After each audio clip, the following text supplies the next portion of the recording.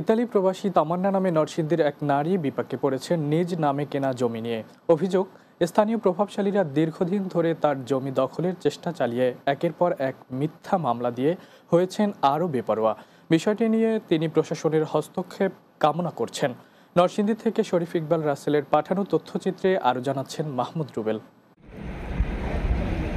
নরসিংদীর রায়পুরা উপজেলার আদিয়াবাদ এলাকার ইতালি প্রবাসী তামান্না দীর্ঘ প্রবাস জীবনে কষ্টার্জিত টাকায় ২০০৮ সালে নরসিংদী শহরের বাগদি মৌজায় কিনেছিলেন এক টুকরো জমি। সঙ্গে ছিলেন স্কুল শিক্ষক ও গৃহিণী সহ আরও ৫ জন। নিয়ম মেনে দলিল সম্পাদন থেকে শুরু করে নামজারি, জমাভাগ আর ভূমিকর পরিশোধ করে আসছেন তারা। কিন্তু সম্প্রতি জমিটির মূল্য বৃদ্ধি পাওয়ায় দখলের পায়তারা শুরু করেছে এক প্রভাবশালী মহল। রাতের আধারে তুলে ফেলা হয় ছোট একটি ঘর, তার উপর লাগানো হয় সাইনবোর্ড। শুরু হয় একের পর এক মিথ্যা মামলা। ক্রয়ের ৬ বছর পর থেকে বিভিন্ন জন এক একবার মামলা করলেও ৪টি মামলার রায় আসে তামান্নাদের পক্ষে। ৫-৭ বছর ধরে ইতালিতে থাকে, ইতালি প্রবাসী। বাগদি মোজা জাগা লাগছে, জাগাটা লাখার সময় ডুবা ছিল, তখন জাগাটা আমাদের বরাদ করছে, বালু ফালাইছে, বাউন্ডারি দিছে।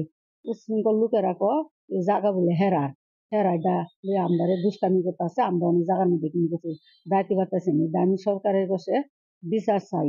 তামান্নার সঙ্গে জমি ক্রয় করা ২ স্কুল শিক্ষকও দখলদারের অত্যাচারে মানবেতর দিন কাটাচ্ছেন। কষ্টার্জিত টাকায় কেনা এই জমি ফেরত পেতে প্রশাসনের নজরদারি চান তারা। ইটালি প্রবাসী তামান্না এবং তার স্বামী সহ আমরা ৫ জনে নরসিংদী বাগদি মৌজায় ৩৫% জমি ক্রয় করি। জমি ক্রয় পরে সেটি ডোবা ছিল, সেখানে আমরা দুইবার বালু ভরাট করি, তারপরে পাকা ওয়াল করি, যথারীতি খারিজ করি এবং গত ১৬ বছর যাবত আমরা এই জমি বুক দখলে আছি। এটা কেনার পর থেকে আমাদেরকে বিভিন্নভাবে জ্বালাইতেছে। আমরা ৪টা মামলার এই পর্যন্ত রায় পাইছি এবং এই যে আমাদেরকে বিভিন্ন মামলা দিয়ে হয়রানি করতেছে, আমরা সরকার এবং প্রশাসনের কাছে আমরা এই ইয়ার থেকে নিষ্কৃতি চাই। নরসিংদী প্রবাসী কল্যাণ সেন্টারের সহকারী পরিচালক মোহাম্মদ আমিনুল হক জানান, তাদের কাছে এমন একটি অভিযোগ জমা পড়েছে। তিনি জানান, অভিযোগটি প্রধান কার্যালয়ে পাঠানো হবে এবং তারা তদন্ত সাপেক্ষে জেলা প্রশাসককে প্রয়োজনীয় ব্যবস্থা নিতে অবহিত করবেন। তারা যদি আমাদের কাছে তাদের এইসব বিষয়ে অভিযোগ প্রবাসী কল্যাণ সেন্টার নরসিংদীতে এসে সরাসরি অথবা লিখিতভাবে আবেদন বা অভিযোগ করেন, সেই বিষয়ে আমরা মন্ত্রণালয়ের মাধ্যমে সংশ্লিষ্ট জেলা প্রশাসকের মাধ্যমে সমাধানের চেষ্টা করি।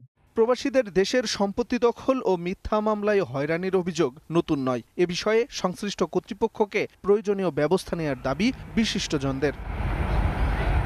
Mahmud Rubel, Bangla TV, news desk.